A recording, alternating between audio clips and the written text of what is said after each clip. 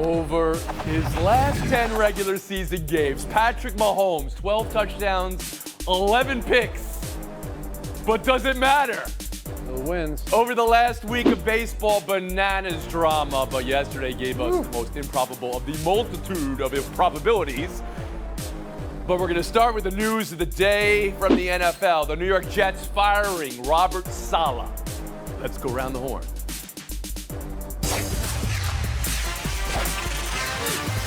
Jets gonna jet.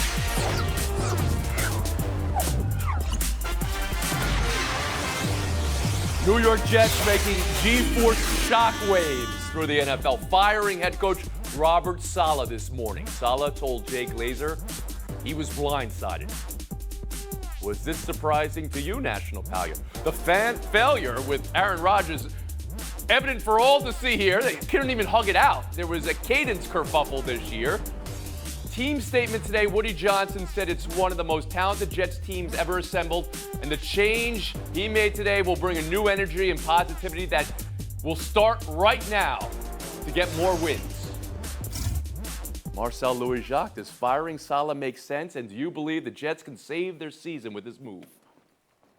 I mean, if you're gonna fire Saleh, like, why not just really clean house? Like, the problem on this Jets team is not what Robert Saleh's specialty is, which is their defense. They've been one of the best defensive units in the league over the past 3 years, but they can't get the quarterback situation right. They can't get their offensive line right. They really don't have the pass catchers to sustain a good passing game. And Aaron Rodgers now looks every bit of 40 years old. So, like, why is that Robert Saleh's fault right now in Week 6? They're only a game back of the Buffalo Bills, and they can take that game over if they win on Monday Night Football. It is really weird timing, but honestly, not that surprising from an organization like the Jets, who inevitably will shoot themselves in the foot if you give them the opportunity. Frank Isola, I go to you for foot shooting. On this move right now, and can it save the season? Yep. I think it can. Let's remember something about Robert Saleh. They were 20-36 under him. You watch some of the games, they don't look prepared. How about all the penalties, especially on the offensive end? But come on, Tony. This is like an episode of The Sopranos. We know who's responsible, but we really can't prove it. Even Woody Johnson came out and said, I consult with Aaron Rodgers, but he had nothing to do with it. Oh, really? How about when he was not with the team in minicamp? How about the fact that he won't play a play in preseason, a guy coming off an Achilles injury? Are you all in, yes or no? Because I know this, the Jets went all in on you. Your offensive coordinator, the coach is now out. Aaron Rodgers had to ask himself something. You're not the same player you were when you were 32. Have you put everything into it that you can? Zach Wilson could have thrown 3 interceptions in London. We didn't need you to do that. You need to play better. Come on now. George Sedano on the news of the day. Jets firing Saleh. Can it save the season? Absolutely not, Tony. It's not going to save the season because the biggest problem is the offense. You're looking at a defense who's top 5 in every major category, Robert Saleh's specialty, as we alluded to. But in EPA, okay, expected points added on offense, they're 22nd in the league. Why? Because they have a 40-year-old quarterback coming off an Achilles injury. Their season, or this potential saving of the Jets, was done 4 plays into last season, Tone. Okay, Aaron Rodgers not the same player. This is at his feet. I don't care what the owner says. I was born at night. It wasn't last night that he didn't have anything to do with this, because you know what? They didn't get rid of his offensive coordinator, Nathaniel Hackett, who's still sitting there with a putrid offense. So to me, this is about the offense, and it's about Rodgers and Hackett, less about Saleh. And now Tim Kalishaw. Could this save the Jets season? Well, I don't think so. I'll be very surprised if we look back one day at the Jeff Ulbrich era and say that's what turned the Jets around when they got him into the head coaching position. They were down to an undefeated team in London by 6 points and inside the 30-yard line. If Aaron Rodgers throws a touchdown, they're tied for first. Are we firing Robert Saleh today? I don't think so. So he's getting fired because Aaron Rodgers couldn't get the ball to Mike Williams again and threw his 3rd interception. As others have said, Aaron Rodgers has the power. Nathaniel Hackett, you can't fire him. That's Aaron Rodgers' guy. You can't replace the coordinator. Can. So you can, unless you're if you're going to lose the quarterback, if you're going to completely lose him. So you do this. I don't think it makes any Marcel sense. back in. two things quick. At what point does Joe Douglas face responsibility for this talent acquisition? The Jets don't have talent on that side of the ball. You bring in Tyron Smith, and he looks exactly what you would expect if you watched him play in Dallas over the past few seasons. So you don't think And they also, have we're talent? talking Because about- I heard all offseason no. they have talent. I just heard from the owner that this is one of the most talented Jets teams ever assembled. Please, Marcel. Yeah, didn't the Jags owner say that this is the best Jags team ever assembled too? Of course the owner is going to say that. I don't take Woody Johnson's name or words into account. But also all these rumors about Devontae Adams. If you're Devontae Adams, you really want to enter this organization in this point in the season? Kalisha, back in. I wouldn't. I just think they do have talent. Brees Hall is a talented running back. Garrett Wilson is good. They have good players. They have not brought it together. As has been mentioned, Rodgers' immobility hurts the offense, and he just hasn't really done the job like he did years ago in Green Bay. Looking at a panel now, and I'm stunned. And maybe I'm impressed a little bit that we haven't gone full hot take Thunderdome and thrown out names here, Frank Isola. I know you want to do it. Who should come in and maybe coach this team? Please, Frank, go ahead. The floor is yours. Well, there's a coach out there that we've now learned just can't pick any job he wants because he got turned down for jobs last year. Bill Belichick, it's the obvious choice. I'm the Jets, I'm doing There it. it is. Sedano Bring him back can't even law and handle it. order. Sedano can't even take the words. Please, George. Tony, what do we do? You think Bill Belichick wants to deal with Aaron Rodgers? Bill Belichick is not going to take a job with a 40-year-old or a 41-year-old, potentially, Aaron Rodgers next season, still immobile. He's going to want to go to a place that has a younger quarterback who's ascending, not someone on the downside of his Kalisha? career. 30 years ago, Belichick didn't want the HC job in New York. I don't think he wants it He now. had choices. He had choices. He'll have choices. He'll have Deep choices and this one, horn. too.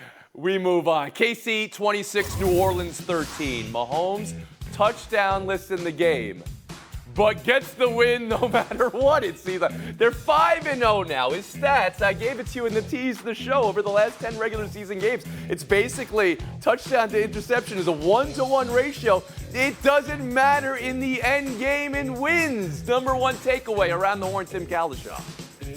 My number one takeaway is that I was right again. I picked the Chiefs to beat the Packers in the preseason. We'll talk about the Packers another time.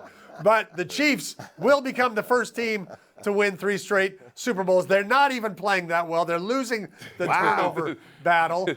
And they have one of the 2 or 3 best defenses. That will turn around. They can bring Kareem Hunt out of nowhere and get 100 yards out of him.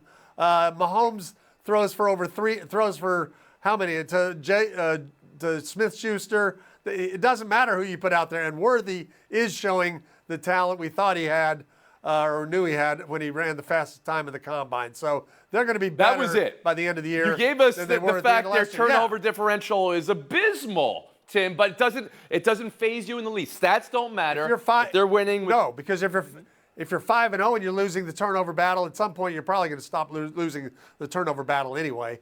You don't have anything to worry about. George Sedano. Tony, here's those numbers, okay? They have a -4 turnover differential. For a 5-0 team, that's the worst in the history of the sport. They track it since 1933, okay? They have only a +33 differential, which is the worst for someone who's 5-0 in 20 years. You know what really matters? I'm not trying to be dismissive of analytics because I love analytics. I love all the numbers, okay? And particularly some of our colleagues who are heavily involved in that. But the only thing that really matters in football, if you have a great defense and a great quarterback, that's what's going to help you because these games are predicated on parity and winning the games late in games, and that's how you win late in games with a great quarterback and a great defense. Okay, all right, I hear you. I heard worst in the history of football in there as well, though. Frank, at some point, does that begin to at least scare you off this team? I don't think so. I think they're going to get better. It's like a plug-and-play offense. Whoever the running back is, it works. Whatever wide receiver you want to put out there, it's going to work because that guy's the quarterback. And then I heard a few weeks ago, Travis Kelce, he's washed. Then he shows up looking like a young Mike Ditka with that haircut and the mustache, and he was wide open the entire game, just like he's been the last 4 or 5 years with that team. They know how to win. It doesn't matter who they play, where they play. If you want to be smart, you bet on them to win because that quarterback has a quality about him. Whoa, are we filming ESPN bet commercials now? Wait, we don't do that on this show. I do not take anything that Isola said to the bank. Marcel Louis-Jacques, please. Tony, I think if you're in Canton, you have to start clearing way for the Kansas City Chiefs wing inside the Hall of Fame, because it needs to be documented how they transformed this team from offensive juggernaut to defensive powerhouse in just 2 seasons without the preeminent threat in the league, and Tyreek Hill. Like, this is why you go out and pay Chris Jones. He's second in the NFL right now with 22 pressures, trailing only Aiden Hutchinson. This is why you got the guy, an all-pro like Trent McDuffie, who can lock up receivers, and Justin Reed in the secondary to limit the passing game. Like, this is just a good organization, man. Like, it doesn't just mean, it's not automatic if you have a good quarterback and good defense that you're going to be successful. If not, the Packers would have won a lot more Super Bowls under Aaron Rodgers. It's just a well-run organization from top to bottom. All right, I've heard organization. Enough in this segment today. All right. Frank Isola, you're looking like a pit boss out here, but we're not throwing out picks on this show. Frank, the cooler Isola. We'll take a break. By ourselves next. Around the Horn is For the first time in Division Series history, every series split. Royals 4, Yankees 2. A very royal win. Salvi, and then hit. For New York, is it time to have a discussion about Aaron Judge's postseason struggles? And then for the bulletin board and chatter in this series, Rodon's early cheering, but then not making it out of the fourth, which got Michael Garcia, who had 4 hits in the game, posting not to celebrate too early, which is great, but maybe also mid-series, is that celebrating too early? And then also Jazz Chisholm post-game, quote, series still feels the same, that we're going to win it. Don't feel that any team is better than us. We had a lot of missed opportunities. They got lucky. Frank Isola, what you buy, what you sell? What was lucky about Salvador Perez's home run? It cleared the fence, and Bobby Witt Jr. doesn't even have a hit yet in the series. You mentioned it, Tony. What about Aaron Judge here? This is a guy that's clearly one of the best players in the game, but you look at his history in the postseason, he has not delivered. He broke his streak last night. He had gone hitless in 16 at-bats in the playoffs. So when you talk about the great Yankees, everyone's going to roll their eyes and make fun of it. But, DiMaggio, Yogi Berra, you want to go Derek Jeter, they're all defined by winning. George Sedano's rolling his eyes. Please, George, go ahead. But here's the thing, Isola. 5-game series, there is some luck involved. It's random in a short series when you were used to playing 162. So Chisholm does have some of that. He's right at that. And Bobby Witt going 0 for 10. I mean, Mookie Betts is 2 for his last 31. Aaron Judge, you're talking about it on the other side of your mouth, saying that he's struggling. Bobby Witt is struggling too. That's playoff baseball. That's the every postseason game he's played. Wow. George, okay, so you think it's just luck and aberration. So's Bobby Witt, by the way. Tim Kalishaw, please. So there you go. I just love these rivals going at it. I feel like I'm back in college. You got to keep Amos Otis and Frank White off the bench. Yeah. The Can't rivalry. let them set the table for I've heard George something Brett. about that. No, Carlos Rodon celebrating a little early on that first inning. He thought it was an all-star game. He thought he was done. He didn't know he had to get more people out. It didn't work. Marcel Louis-Jacques. Yeah, Jazz had me until that last line. Like, it was all bars until that last line. You know what you call, missing your opportunities? Failing to execute. The Royals didn't get lucky. The Yankees failed to execute, and that usually means you lose games. Lock it up there. Which they've done in the postseason with frequency recently. George, I know you say that it's luck and aberration and slumps happen in the postseason. You know how many series in a row Aaron Judge has underperformed his career OPS in the postseason? Oh, it's 8. Yeah. So listen, I get it. But 8. Yeah, but Barry Bonds was terrible in the postseason until 2002. Alex Rodriguez, I just mentioned Mookie Betts, 2 for his last 31. That's baseball, unfortunately, in small samples. Another playoff thriller in the other series. I thought we were going to have a catch or no catch controversy. I was team no catch here. But then the 9th inning, and the stats on Emmanuel Clase, 5 earned runs allowed all year. He's unhittable. And then here's 3 earned runs allowed on 1 swing. That pitch, by the way, had the second least break of any Class A pitch all year. Kerry Carpenter obliterates it. Team Chaos, the Rally Tigs. Or is it Rally Tigers? I don't know. Splitting with Cleveland and now go home to Detroit. Tim, who should feel better? The Tigers should feel better. They're going home. The Indians, the Guardians don't know what hit them. Clase has been unhittable. And when he gives up a shot like that, the Tigers don't have to fear Cleveland's bullpen, and that's saying something. Marcel Louis-Jacques? I think honestly Cleveland can feel pretty good because like a series of crazy events had to happen. That's the hardest hit ball of Kerry Carpenter's career, 110.8 miles per hour. It's the first time they've been shut out in a postseason since 2017. And it's the fewest hits they've had in a home playoff game in 64 home playoff games. Like all those had to Okay, combine. are you saying to Detroit got create last lucky? night's Is that what I'm hearing then? Or you're saying Please don't tell George. Right, Don't tell Isola, George. how about But, you? like, a series of historical events had to happen.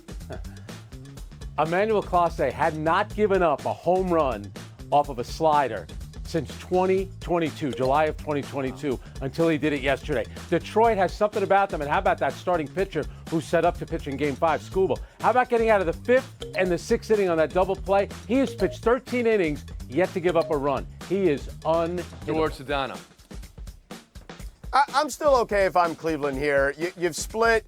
They're the better team. And look, Tony, Clase has also not given up a home run to a left-handed hitter all season. So it's what I was talking about just a moment ago. The randomness of the postseason. Strange things happen. We've had 7 go-ahead or tying home runs in these postseason already. Yes. That's 2 more than we had all of last postseason It's amazing. combined. We That's should just be the way it celebrating works. that. But since you love randomness, Yeah.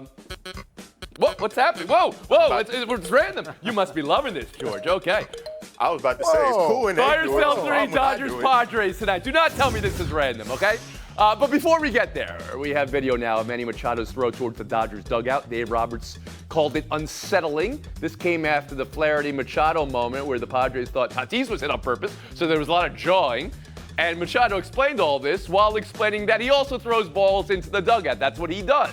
George, what is this? Tony, this is a tough spot for me. Manny Machado, a kid like me from Hialeah, Florida, versus my guy, yes. Dave Roberts. Nothing This is a random very about tough spot. But here's the thing. The Dodgers are trying to manufacture something. The Dodgers, we were talking about the Yankees earlier, have struggled tremendously in the postseason. I already mentioned Mookie Betts and his struggles. This is a team that could lose in the first round 3 straight times, twice potentially to the Padres. They're just trying to manufacture So they're trying to anything manufacture get their something. team going. When the manager says it was unsettling that there was a baseball near him, Tim Kalisha, how do you feel? You saw the video. Come a on. baseball that bounced into the dugout. I don't think that was too unsettling. Dave Roberts should worry about the 6 baseballs that flew into the stands. The Padres had 6 home runs in Game 2. That's what he needs Marcel to Louis fix. Jacques? Oh, yeah, they're absolutely manufacturing a chip on their shoulder. Guys have been throwing balls at that velocity in the dugouts since Little League. There's no way this comes as a surprise if you're the Dodgers and Dave Roberts. Absolutely. But I do love a good San Diego-LA rivalry, so I'm all here Frank for the drama. Isola? Yeah, that's manufactured outrage. I mean, they should be more worried about trying to hit Yu Darvish, which they couldn't do. But I'll tell you what, Manny Machado, when you listen to his interview post-game, you see how intimidating he looks on the field? In the locker room, he sounds like a choir boy, and he's the most believable guy. He would make a great witness on the witness So stand. how does it He's play out believable. then tonight? Who you got tonight, Frank Isola? I think Ohtani and the Dodgers come through. Marcel? They need a win, they get one. Oh, give me the Padres, man. Give me the Padres. Dodgers. Tim are Kalisha Padres take and control. George Sedano. Tony, since the randomness killed me somehow in this block, I'm going to go full Plasky. Walker Buehler defies the odds and gets the win. Okay, the random didn't kill you. That random went random. That's what it did. Buehler. I give you exactly what you Buehler. love. Kalisha, Isola. Showdown next. Around the Horn is presented by the refreshing taste of Twisted Tea Hard Iced Tea. Please drink responsibly. Part of Happy Hour. Tim Kalishaw, Frank Isola, welcome to Showdown. And now, feast your eyes on Ashton Genty's stats this season for Boise State. The running back, first in the nation in yards, first in touchdowns. He's averaging over 10 yards a carry. That's over a first down a carry. You could have put on the game this weekend to see, does he live up to the hype? And within one run, you were like, yep, touchdown. He lives up to the hype. His coach called him the best player in the country. Tim, is Genty the best player in the country and your Heisman favorite? He's moving into that class, Tony. He's got a chance for a couple of reasons. One, anytime your stats compare favorably to Barry Sanders in 1988, you're worth discussing. And two, there's not a clear-cut quarterback choice. Quinn Ewers' injury, we'll see how he comes back for Texas. I think the kid's got a chance. He'll be in the voting. Isola? Yeah. What Tim is not telling you is that he has a vote, and Deion Sanders is going to put these mystical powers over everyone. They're all going to vote for Travis Hunter. Here would be my thing, though. You look at Genty, what he's done, 4 of the 5 games, he has rushed for at least 186 yards. And remember when running backs used to win it? I hope a running back gets it. Exactly. It's been a while. Who was the last running back to win the Heisman? Derrick Henry. Derrick Henry. I was about to give out mutes. You guys got George Rogers. Yeah. Charles White. Showdown 2 tonight's pivotal Game 5 for a chance to go to the finals. Sun Lynx. Who you got and why, Frank? Well, I'm going to get those points all the way back. You see her right there, Nafisha Collier. I know she's going to show up. She had 29 points in Game 4. The rest of her team had 31. And speaking of the Connecticut Sun, where's the story of Cheryl Reeve confronting players from Connecticut after Game 1? This series has a lot of spice to it. You didn't make a pick, Frank. Tim Kalishaw, how about you? We're being asked who we got. These teams have played 7 games. There's 1 point difference out of those amazing. 7 games. But I will take the Connecticut Sun. They moved Ty Harris back into the starting lineup in Game 4 after should she'd been lose for hurt. that. 20 points. You're going with Made a difference. road Game 5 win. Sure. But it is a pick, doesn't which we were lacking. Guy Sola, is this your first showdown? What are you doing here? Tim Kalishaw, 30 seconds. Just showing up as part of the game, Frank. We say a sad goodbye to Luis Tiant, died at the age of 83. Great Red Sox pitcher. 2 great memories about him. How big a star was Luis Tiant? In the 1975 World Series, Tiant, Cuban-born, his parents, Fidel Castro, allowed his parents to fly to go see him pitch. That didn't happen in the 70s. And he also had a game with Nolan Ryan. Ryan went 13 innings. Tiant went 14 1/3. Rest in peace. That's not happening anymore either. Wow, one of the That's great. not happening. Rest in peace. Not even going 7 innings.